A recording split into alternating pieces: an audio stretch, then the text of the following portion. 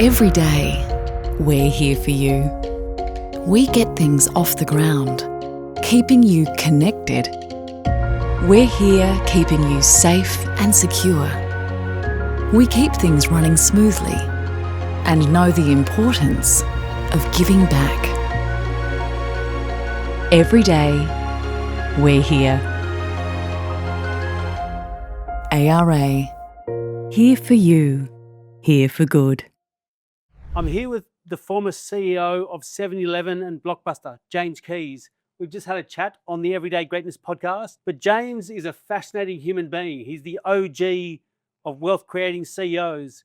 He was doing it long before CEOs were building rockets and flying into space, and there was certainly no trillionaire CEOs at the time. So I want to ask James some quick questions about money. James, what was the share price of 7-Eleven when you took over as CEO? It was under $4. It was probably $3.70 or something like that. And we had a pretty good run. And then what was it when you sold the company to your Japanese colleagues? It was a 10x increase. 6 years later, it ended up being, I think, almost $40 a share. So we had a good run, but that wasn't, I can't claim credit for all of that. It was a long build. I previously had the role of leading marketing and merchandising and then being chief operating officer. And we ended up with 10 years of improved same-store sales, which is for a retailer is a very, very strong statistic. And that continued improvement, continued demonstration to the street of our ability to satisfy the customer, and a steady improvement in our earnings, of course, gave us the credibility to see that stock price from waffling around in the $3 to $4 range to ultimately being worth $40 a share. So there's a lot of CEOs in this day and age that have salaries that just make your eyes water. What was the highest amount of money you earned in a single year just on your salary? Probably $500,000 a year or something like that. Yeah, I know. Times are a little different. I joke with a couple of former American football players who grew up in a time when the salaries were not as astronomical as they are. And we share that frustration that, gee, CEOs and professional football players didn't make that kind of money back then. But it's not about salary anyway. It's all about the equity, whether you're an entrepreneur, whether you're a corporate person. It really is the equity that makes the difference in wealth creation. And I encourage everybody, when you join a corporation, to negotiate the best equity package. Live within your means as best you can, because it's really not about how much you make. It's about how much you will earn over time with your equity. Right. And in Australia, it's very topical CEO bonuses right now. What was the highest bonus you got in your time at 7-Eleven? I think maybe 100% of my meager salary. So now it's hard to say, because I mean, a lot of people say, well, $500,000 is a lot. 100%, that's another 500, that's $1 million. But it took pretty spectacular results to be able to earn that $1 million. And again, it wasn't about the salary. Even the big bonus, it felt good. You could maybe buy a new car or something, but that's not how wealth is created. Wealth is created through equity. And even Elon Musk, his $1 trillion is not cash bonus or anything. It's not about his salary. The $1 trillion comes through the appreciation of equity for what he's built over the years. So you've had your nose at the grindstone. You've had your sleeves rolled up doing the job as a CEO. Sure. Is any CEO worth $1 trillion? Elon would get mad at me if I said no, but honestly, I do think CEO salaries have gotten out of hand in the last 20, 30 years. What we've seen is that difference. It used to be an informally a measure that the CEO shouldn't make more than 40 or 50 times what the lowest paid employee in the company would make. And that was a reasonable measure. Then I think what happened is data, again, worked in the opposite way. I'm a big proponent of using data to make good decisions, but comp committees began using data to provide executive pay. This is probably in the last 20 or 30 years that this started to really catch on. And what happened is now a comp committee would look at 10 of your closest competitors and whatever salary increase that CEO got last year and how much their total compensation package was worth, including equity. You then, as a comp committee member on a board, said, well, we can't let our CEO be less than 50% of the average. In fact, if he's a pretty good guy and we don't want him to leave, let's pay him at 75% of the average. And so raises started to get bigger and bigger and bigger based on competition Right. and the fear of losing a good CEO. So the result was CEO salaries started to go through the roof.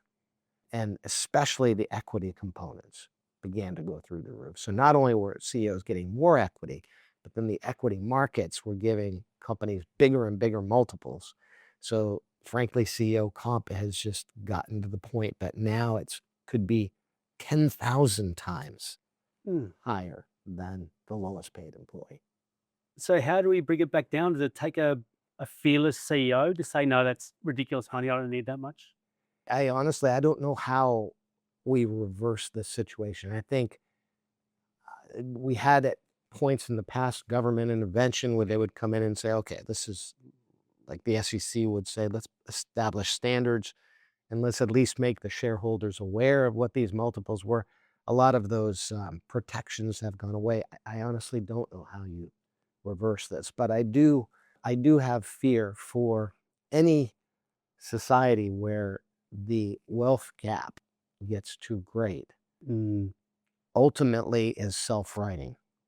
And I don't like the thought of self-righting because that's never good. But when that gap between the ultra wealthy and the ultra poor is too far out of line. John F. Kennedy used to have an expression in the United States, and I had it on my wall for a while. It makes me sound like a liberal, but it was just, I was a kid and admired John F. Kennedy, but he said, if the rich can't take care of the poor, even God can't help the rich.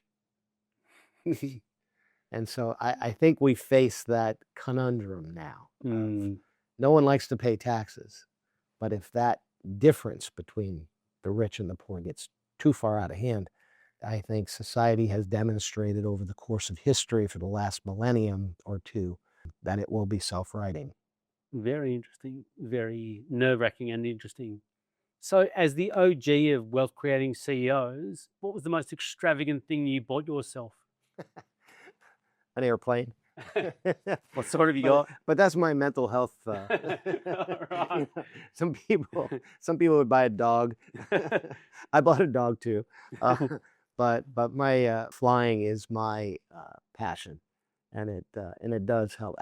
People think, how can you do something as stressful as jumping in a cockpit and flying at 40,000 feet at 500 miles an hour? And ironically, as someone who's probably a little ADHD and I'm multitasking constantly, it's the only place that I find true peace because I'm focused. Fair enough. Now, as history goes, and this is a very simplistic version, Blockbuster's demise came in the hands of Netflix. I have to ask you, have you got a Netflix subscription? First of all, Blockbuster's demise did not come at the hands of Netflix. Netflix was there. They were an adjacent party, but they did not lead to Blockbuster's demise. Blockbuster's demise was a whole case study of too much debt and an unfortunate financial marketplace that made it impossible to refinance that debt. And so, yes, I do have a lot of admiration for Netflix, and I do keep a Netflix account. Right. What's your favorite show? I'm going to give you one of the problems that we have today with the industry.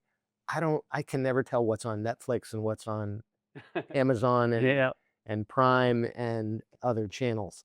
So I am a big fan of what Taylor Sheridan has been putting out, which is, of course, the Yellowstone series and all of the spin-offs, the Duttons and the Marshalls, and of course some of the other things he's been doing with Sylvester Stallone, Tulsa Kings. I've been a pretty big fan of some of Taylor Sheridan's work. I think that's Netflix. I got no idea. I You're don't know. speaking to the wrong person. But that's the problem. That's the problem today. Someone needs to be the aggregator. What Yeah. Blockbuster was building was an aggregation model, just like the stores, where you don't have to stop and think about who's got Tulsa Kings. Is that Netflix? Is it Prime? Is it, any of the other 10 different options? Blockbuster was the one-stop shop, and that's what we had intended to build, but for the collapse of the financial market. Yeah, fair enough. Well, James Keys, thank you so much for joining me. It's been a pleasure to get your thoughts on the world. I Now, almost bobbled it. this Sharon footy is actually relevant. I'll just explain it. We've been really generously allowed to film this interview inside the studio at Swans HQ in their media room, thanks to Jad Mazaro. So I want to thank the Swans. Thank you, Jad. And thank you again, Jim, for joining us. Thank you, but here's the problem. I want to hold the football like this, and I know that I need to hold it like this. You can try that, but you get penalised. Yeah, I know. Thanks for watching. Every day, we're here for you. We get things off the ground, keeping you connected. We're here keeping you safe and secure. We keep things running smoothly and know the importance of giving back. Every day, we're here. ARA, here for you, here for good.